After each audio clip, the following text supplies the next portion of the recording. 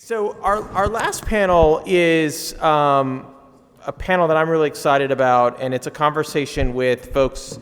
If we just walk through some of the data points that Wendell and Cullum and Lance provided us, this next panel we're hoping to think about sort of what are the practical solutions that practitioners in the space are really advocating for and advancing as it relates to the work to create more options for market-driven solutions for housing. I'm going to just jump really quickly. I'm not going to spend a lot of time kind of framing the panel because I do want to have an opportunity to talk about and jump into discussion. But we've got three great panelists with us tonight. First is Dianne Bangle, who is the CEO of the Real Estate Council of Austin, a really important group here in Austin. Sometimes I like to say they are the ones that bring practicality to the discussions as it relates to housing here in Austin. It is a real estate organization that engages both civic leaders, but a lot of the folks that are doing development in Central Texas, and particularly on the construction side, design side, as well as folks that are advocating for the space, and just super important for our region. The next panelist is Laolu Davies. Laolu's a dear friend of mine. He's from the Texas Lyceum. He is a principal at Five Woods Realty in Houston. Their sweet space is really focusing on housing, workforce housing, and infill housing for working and middle-class families. I encourage you to check out all of our speakers on LinkedIn and their electronic profiles, but Laolu has been engaged in Houston policy and housing for such a long time. Pretty storied career in doing work in the space. I know he's also on the Houston Community Board of Trustees, I believe, as well. Houston City College. Thank you for correcting me. I would have gotten that incorrect on the exam. And then finally, our last our speaker is David French. David, first time for me to meet you. Dan, pardon me. And Dan leads a private equity real estate firm here in Austin. He's an entrepreneur kind of looking at this idea of AI and prop tech and technology, really centered on sort of thinking about how we advance technology real estate to create more housing options here for residents. So with that, what I'd love to do is give an opportunity of each of our speakers to talk a little bit about, from their point of view, what's working for each of you and your point of views in the communities that you represent and the work that you're doing both across the state here and across the country to help us kind of untap the value. How are you thinking about that work? And Dianne, we'll start with you. Sure. And I would say that my focus is fixing land use policies to unlock housing. And to give you a little background, my organization is about 2,000 members. They are developers, brokers, bankers, builders, contractors, engineers, architects, everybody involved in commercial real estate. And think about them building everything larger than a single family home. So you're talking about mixed use development, you're talking about multifamily, you're talking about the tallest office and residential tower in the town, and everything in between. And so I'm tasked with my team to advocate on their behalf.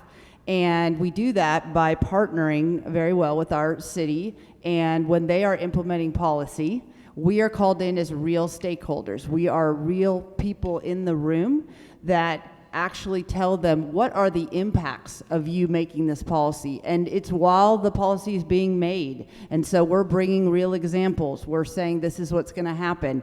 And we've had success with that. I know the mayor and a lot of people up here have talked about the minimum lot size. We advocated for that. We advocated for more units on a single family lot. We advocated for a new transit overlay for the new future rail line to have very thoughtful development and affordable and market rate housing along that line to incentivize that. We advocate for getting the building permit process going faster. So we do all of that, and all of it together is what helps unlock housing. Thank you. Joel is next, and Joel, I apologize for missing your introduction, but Joel Farkas is joining us from Denver, Colorado, my friends. Has spent many years kind of in this vertically integrated real estate energy space, and is going to talk to us a little bit about his perspective, thinking about kind of planned communities as well. So Joel, great to have you. Thank you. I have the distinction of not only living in California in the past, which is a one-party state, but also now Colorado. It's also a one-party state. And probably two of the most difficult communities in the United States to build what everyone here is talking about. Let me just describe from a humanistic standpoint what NIMBY means. I've been to more than 2,000 or so public hearings, whether they're fire district, municipal districts, city council, county commissioner, homeowner association meetings. I've never heard the following ever spoken in any meeting I've been to, which is, I want someone who makes less than me, whose house costs less than mine, living next to me. So that's the reason why this problem is so difficult to solve. Mm-hmm. It has one common denominator, which is many people have a different opinion, and most of it is kind of a pejorative opinion. So having said that, that doesn't mean it's the cause is lost. There's a lot of things that many of the speakers earlier said that are critically important, and we have limited time, so I'm going to make it very short. The infrastructure, meaning water and sewer, particularly in the western United States, is the single largest impediment to building every good idea that everyone in this room has.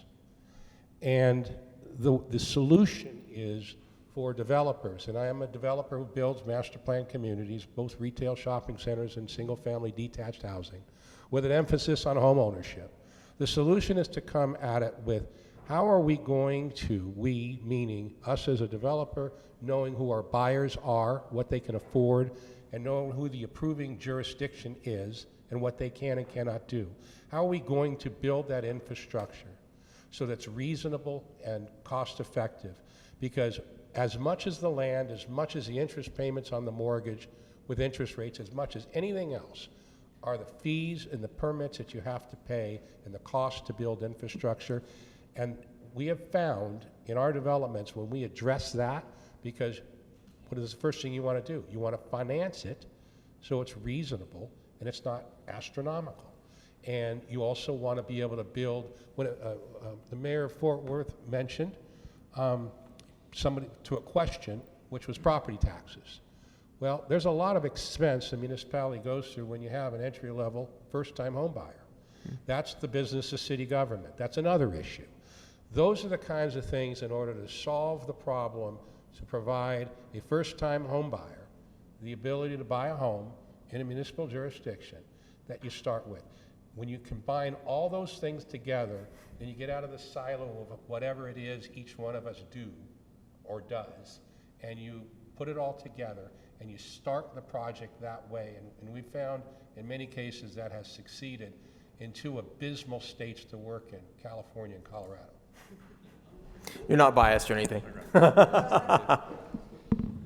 Yeah, all right. Yeah, Dan French. I'm happy to see some young folks in the audience. I do wonder if you're here under your own power or if your professors made you come, but you're under their own power. Okay, we'll take your word for it. I was having PTSD because in my 20s, I was an elected official for 7 years in my hometown, and I was a councilman for 5 and a town supervisor for 2. It's like being a mayor. So you couldn't call it, you can call it anything but affordable housing. That really resonated with me when the gentleman up here said that, because it's very tough. I remember the biggest town board or town hall meeting we ever had was when we were passing inclusionary zoning, which is, allows for affordable or attainable housing, which is what we had to call it.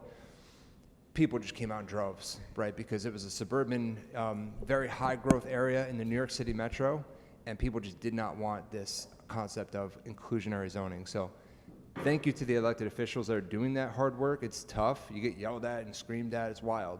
But the last 15 years, I've been more on the investment side. So I was CEO of a real estate firm that had $2 billion of assets under management, 17,000 apartment homes. So I really deeply understand the investment space. But right now, I just took on a new role as COO of a single-family rental property management company. It's called North Point. Okay. And yeah, it's got a national footprint, about 6,000 doors. And what's on my mind recently has been there's a zeitgeist within the media right now to really pile on to these like so-called bad guys of institutional home ownership, which is I want to debunk that really quickly.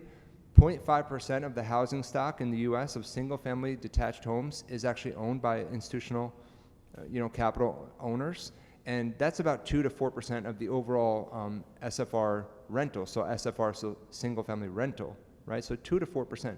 It's very small, and even the UC Berkeley, which in many ways is kind of the opposite of what Civitas maybe is going for. UC Berkeley itself had a study, one of the people there had a study, neighborhoods with institutional SFR buyers saw rents fall, and then it became more racially and economically diverse in those neighborhoods. And really what I'm very passionate about and very missionary focused on is for allowing people to have great outcomes with their lives. And part of that is by providing great housing opportunities for people that can't afford a down payment in a home. They should be able to rent in a great neighborhood.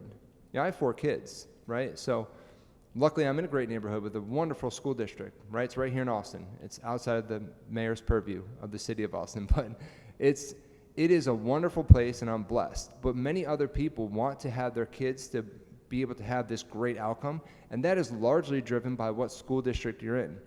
So if you have wonderful professionalized property management, that's a great housing outcome because many people can't afford that 20%, but they can afford a 1-month rental security deposit. So we should be able to have many options within the housing stock. Great. Laolu. All right, Dan, if you could scoot over about 4 inches. When I moved over to this seat, I didn't realize how close I am to the edge. All right, now I can relax and talk a little bit. All right, thank you so much. All right.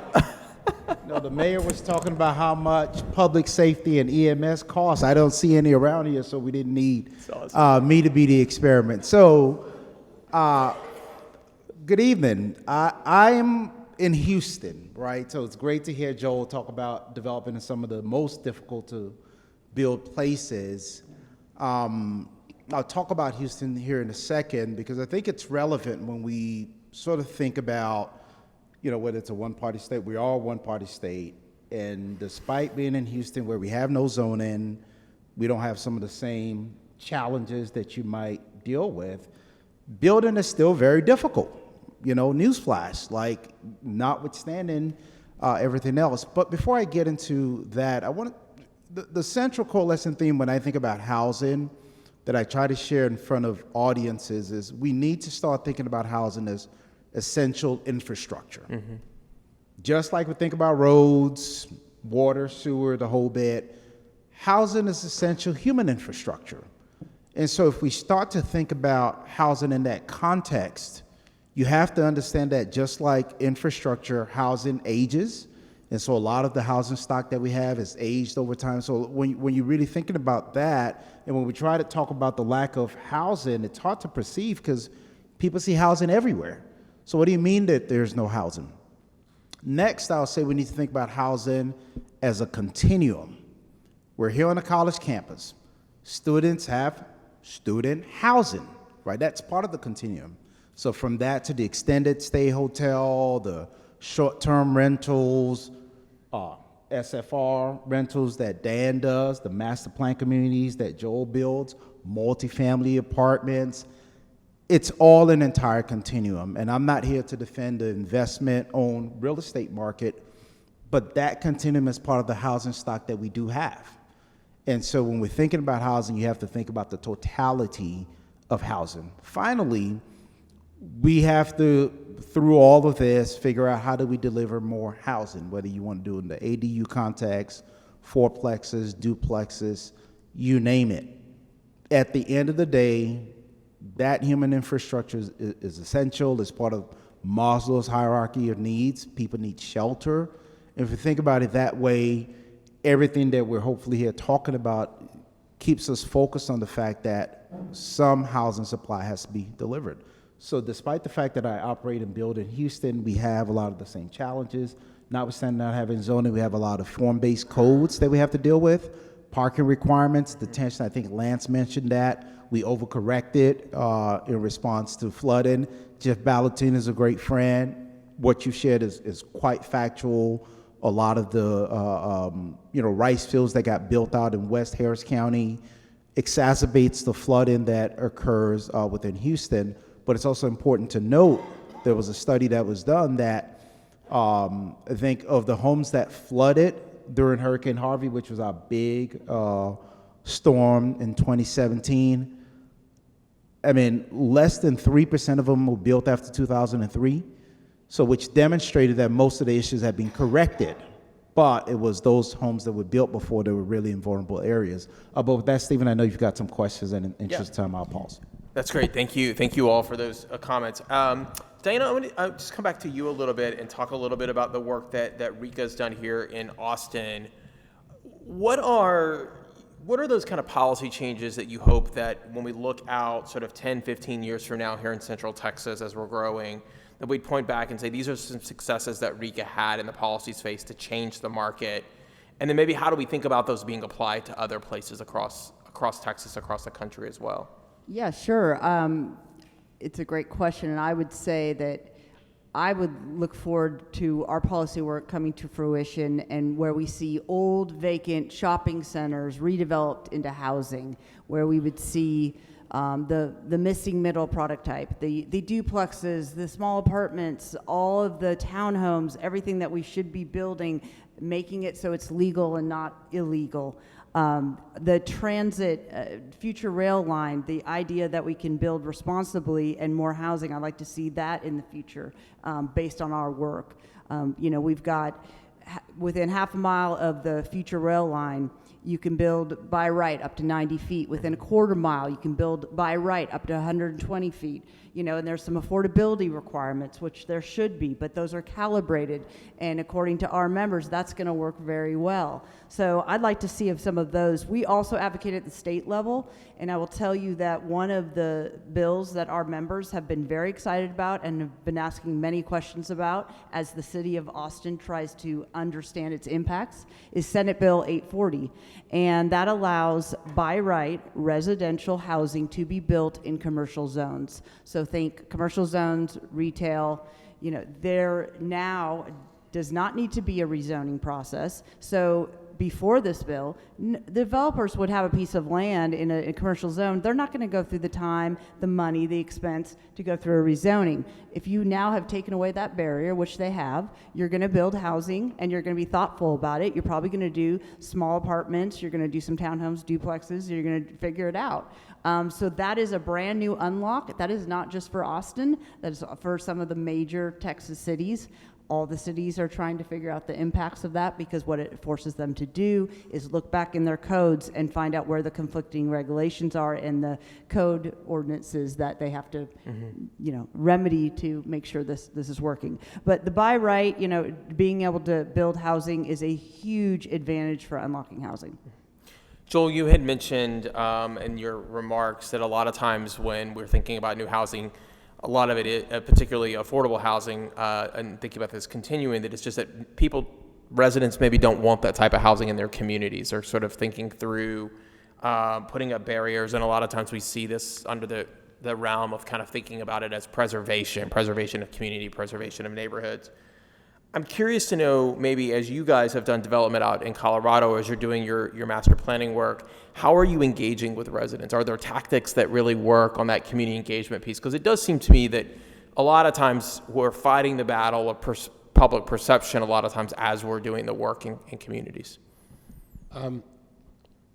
Yeah, I mean, what are our tactics? Yeah, like how are you overcoming those challenges? We talk to people.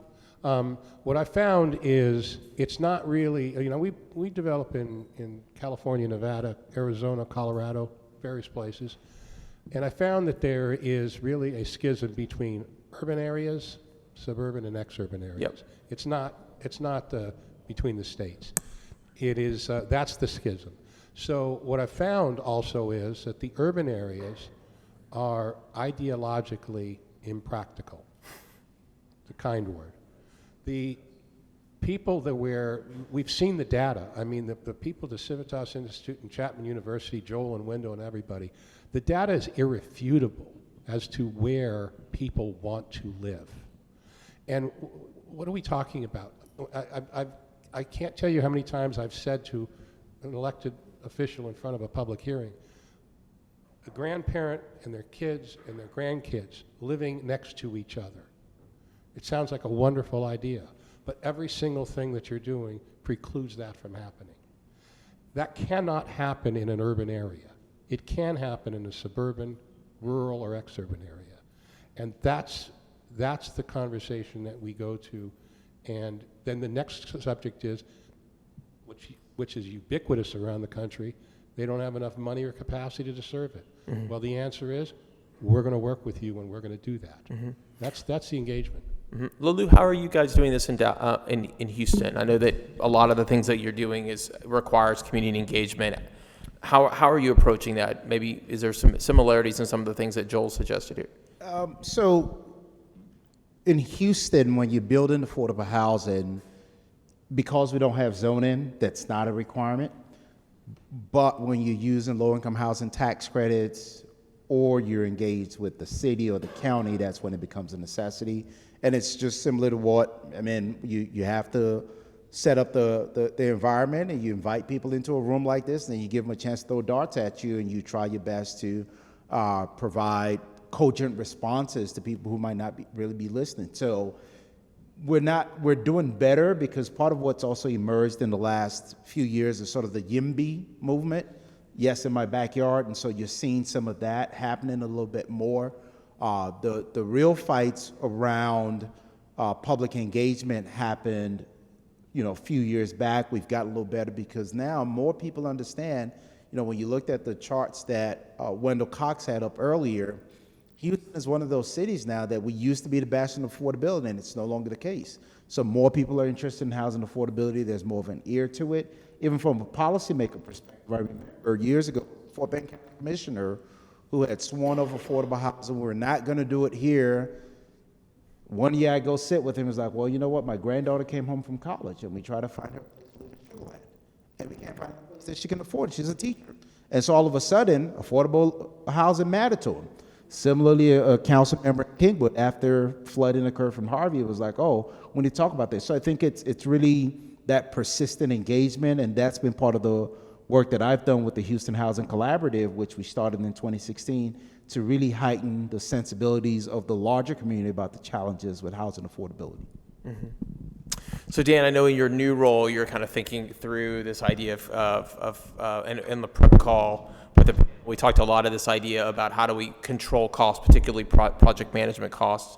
And there was lots of conversations which was about the use of AI technology and the role of innovation in this space. Curious to hear a little bit about your perspective about, as you are thinking about property management, lowering costs as it relates to this. What's the biggest barrier to adoption as we start to think through taking those technologies and trying to get owners and operators to embrace this technology as a way to maybe help control costs as we get properties developed?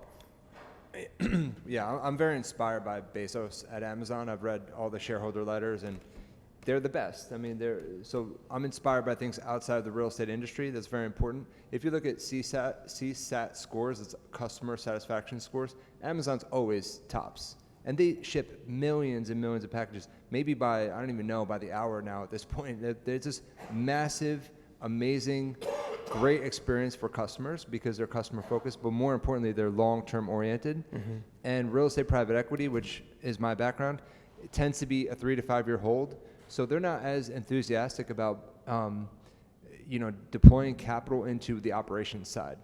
Many of those folks think about it as a buy side and a sell side transaction only, and in between, especially in a interest rate environment, and which is what we've experienced of almost near zero between after the GFC and until about 2.5 years ago. It was very easy to just say, well, we just make money on the buy side, and then when you sell right, it's all good. No, that is not the case anymore, right? You have to have great ops. And that's why I'm so passionate to join a property management only firm and I want to deploy great things like we're having, like you experience in Uber Eats or DoorDash. No one wants to really talk to a human anymore, right? Gen Z, am I right here or no? I don't even want to You guys take an awake? Uber that's not a Waymo anymore. I don't want to talk. Seriously, I don't want to talk to a human unless I absolutely have to. I just want things to work. Yeah. And that's what the real estate private equity mindset is, so short-term oriented. We have to start thinking long-term about operations, and AI is a long-term play. You cannot fix and a very complex ops with just throw AI at it. That's not how it works.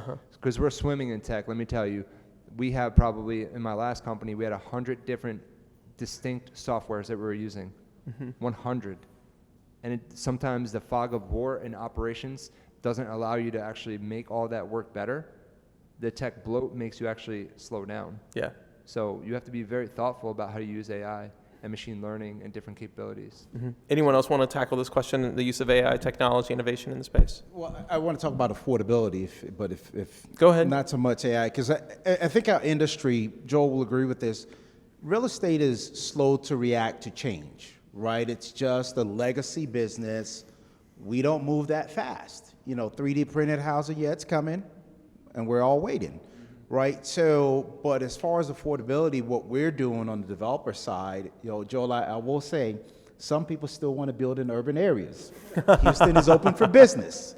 And so Laolu is open for business, my friends. we're an infill developer, and we build within the city limits, but what we've had to do is really think about everything from start to finish, from the site planning, how you position the site, how we drain it, the amount of money we spend on, I've got a current project. It's a giant detention pond that's just land that we can't claim back, but it's what's necessary. So we've had to be very efficient with the design, how we extend the utility lines, because that becomes critical, and then how we design the livable space. We try to design it with people in mind, making sure that every square foot in there is accounted for. I'll give you, for example, I know I don't want to get on social media that Laolu said UT does not build good buildings, but when I look at an open space like this, we don't have vaulted ceilings because we can't afford to have it because it's non-usable real estate space. You see that mezzanine level? That's kind of how we have to think about it. Like, this is great and cute, but we need functionality. And so that's a big part of it, and it comes down to material selection, and we really have to think about everything at the onset. What's the finished product that you want? And unlike most firms who are smaller builder, that's one point I was going to make. When you look at infill building, those are mostly smaller builders. Small builders don't get to go build master plan communities. So there's that issue with scale, that we can't match the big builders in terms of purchasing power and running through some of the regulatory gauntlet that you have to. So we have to be very crafty in what we do. So I'll pause there.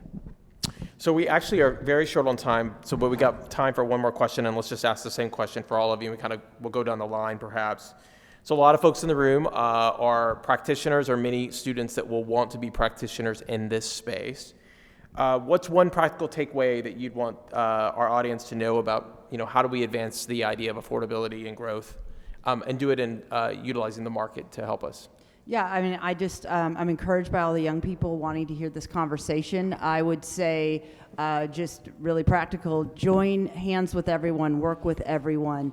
I think some of the biggest wins I've ever had in the last eight and a half years at RECA was when we had unlikely bedfellows and allies that we put together a coalition to build more housing, and we got together. You've got business community with housing advocates, with developers, with environmental groups.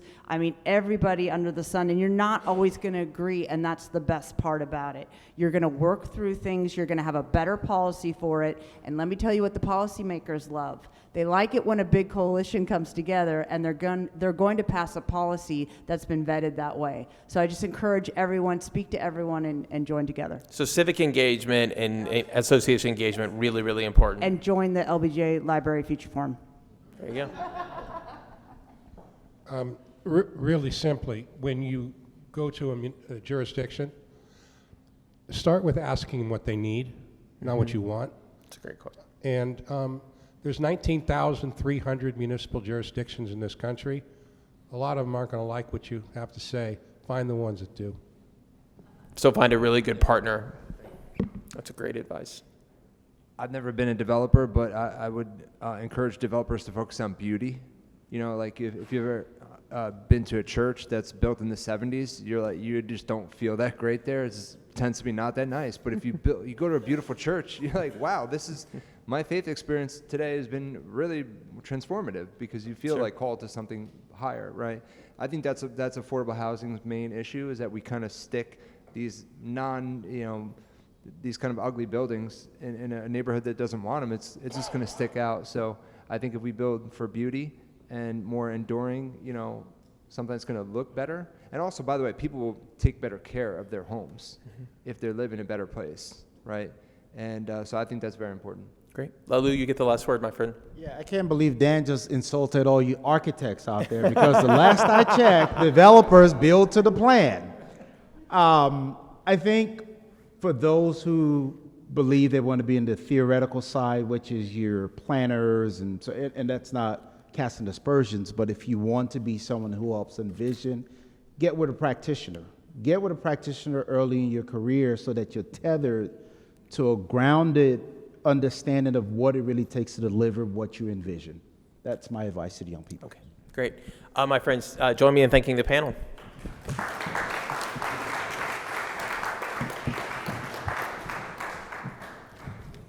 Ryan's going to close us out.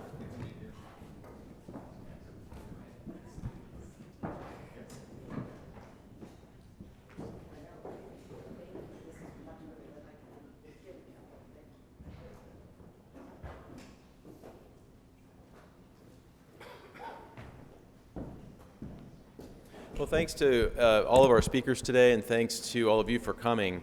I know that this closing set of comments is referred to as a call to action. I think you've actually heard quite a few calls to action today, and I don't think I need to add on to that. What I want to just highlight and also just express my appreciation for is the way in which our speakers today focused especially on this connection between housing provision, type of housing, and just fundamental American aspiration. I think for those of us who've gone to a lot of housing policy conferences over the year, a lot of them are very ideologically charged, or they're motivated by the interests of the people in the room. And I think what really showed today is that this fundamental aspiration for upward mobility is a core aspect of who we are. And despite presidential candidates of both parties over the last few years telling us that the American dream is dead, the best survey data shows that middle income and working class Americans actually still believe, of every demographic in that income category, that the American dream is alive, and that they want to believe that they live in a country where it's possible to make your way up the ladder, however you define it. Being able to afford a place to live is a key part of that. And I will just add as a side note, the people who think that the American dream is dead are highly educated people on both sides of the political spectrum. So it's the people actually with higher incomes and higher levels of education that believe the American dream is dead. But for most Americans, that's not the case. One thing that I think is really interesting that just has not gotten the amount of coverage, given its importance, I think, over the last 40 years, and literally 40 years ago, right now in 1985, this data point really stands out to me. If you look at the 15 most unequal metropolitan areas in the country, 15 most unequal defined by the gap between the top 10% of earners' household income and the bottom 10% around the country, you find that they're overwhelmingly mid-sized cities, and the majority of them are in the South. I think the largest city on the list is New Orleans. This was just 1985. This is 40 years ago. So that's 20 years after the Civil Rights Act. I mean, you're really looking at a metropolitan and urban inequality that's very much driven by the legacy of racial segregation and discrimination. You fast forward to today, and almost none of those cities are on the list. The 15 most unequal metro areas are the ones that you would probably think of.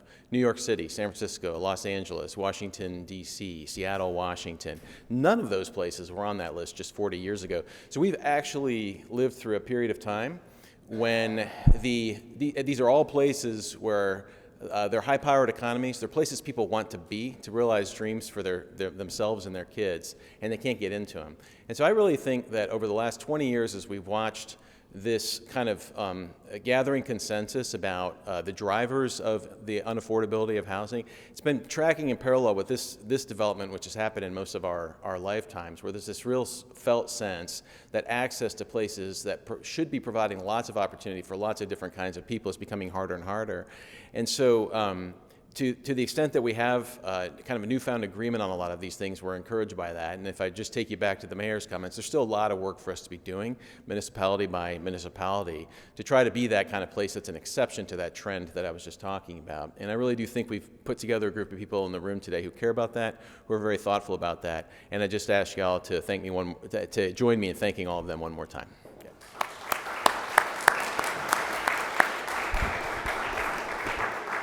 Thanks for being here. Drive safely home or wherever you're headed tonight. And do sign up for future events at the LBJ School and at the Civitas Institute, and we'll see you next time. Thanks.